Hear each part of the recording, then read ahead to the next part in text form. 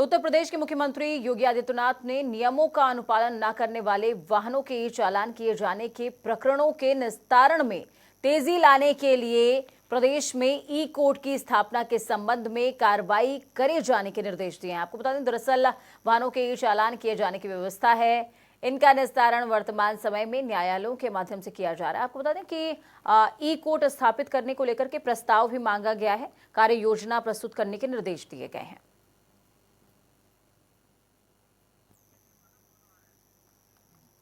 तो प्रदेश में यातायात नियमों का पालन न करने वाले वाहनों का ई चालान लगातार किया जा रहा है और जब से ये ई चालान शुरू हुआ, आपको बता दें कि जो केसेस हैं उनकी संख्या में लगातार इजाफा देखने को मिल रहा है। इसी को देखते हुए ई कोर्ट भी स्थापित करने की बात प्रदेश सरकार की तरफ से कही जा रही है। अब इसी को लेकर के कि क्या कुछ कार्य योजना रहेगी, किस तरीके से इस कार्य योजना को आगे बढ़ाया जाएगा, इन तमाम चीजों को देखते हुए निर्देश जारी हैं। साथ में आपको बताएं कि यूपी की अदालतों में 36 लाख के करीब ई चालान के केसेस पेंडिंग पड़े हुए हैं। केसेस का इतना ज्यादा लोड है, उसे समझते हुए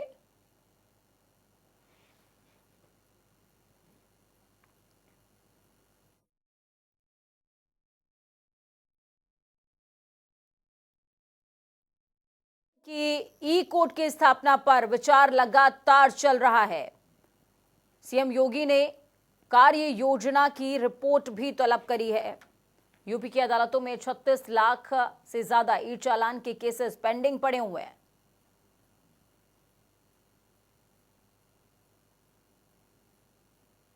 तो जिस तरीके से यातायात के नियमों को लेकर के यूपी सरकार लगातार सख्त नजर आ रही है, अब ऐसे में उस सख्ती का परिणाम ये कि 36 लाख से ऊपर के केसेस जो है पेंडिंग हो गए हैं कोर्ट में और अब इसको देखते हुए ई कोर्ट की भी जरूरत आ पड़ी है, क्योंकि सामान्य कोर्ट में अगर ये मुकदमे चलते हैं और फिर इसके बाद इसका निस्तारण होता है तो ये प्रक्रिया बहुत ज्यादा लंबी हो जाती है और 36 लाख बहुत बड़ी संख्या है।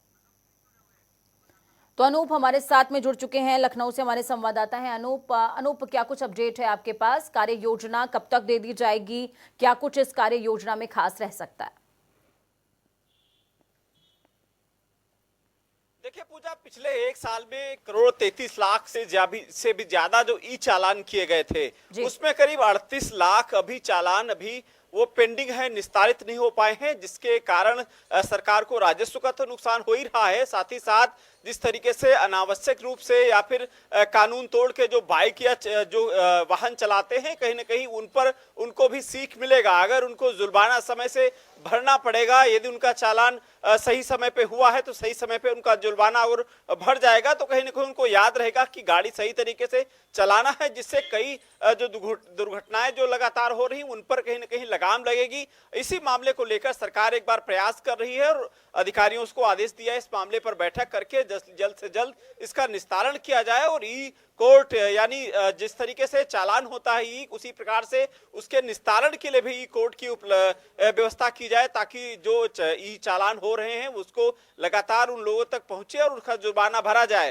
ताकि ये जो लगातार दुर्घटनाएं हो रही उनमें कमी आ सके। उत्तर प्रदेश सरकार का एक अच्छा प्रयास है। हालांकि पूजा, हकीकत कब तक कोर्ट ई चालान धरातल पर उतर पाएगी या नहीं उतर पाएगी, ऐसा देखने को मिलता है कि जब ई कार्य प्रणाली जो है सामान्यता यूज में लाई जाती है तो उसमें कई तरह के बैकलूप्स भी सामने आते हैं। अब इससे सरकार कैसे निपटेगी, ये भी एक अहम मसला होगा जो वक्त आने पर पता चलेगा जब ई कोर्ट की स्थापना हो जाएगी। चलिए, बहुत बहुत शुक्रिया हमारे साथ जुड़ने के लिए, अहम जानकारी साझा करने के लिए।